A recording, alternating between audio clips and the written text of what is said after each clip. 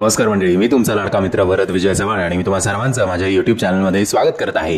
मंडळी, लोकांचे, लोकांसाठी आणि लोकांनी तयार केलेले शासन म्हणजेच लोकशाही आणि हा लोकशाही नावाचा नवीन मराठी सिनेमा लवकरच आपल्या भेटीला येणार आहे।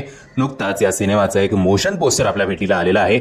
मोशन पोस्टरमध्ये जे बॅकग्राऊंड वाचताना मला माहिती नाही असं समाव साऊथच्या एखाद्या मूवीची किंवा KGF लेवलची मूवी आपल्या भेटीला येणार आहे की काय अशी मला क्युरियोसिटी माझ्यामध्ये निर्माण झाली।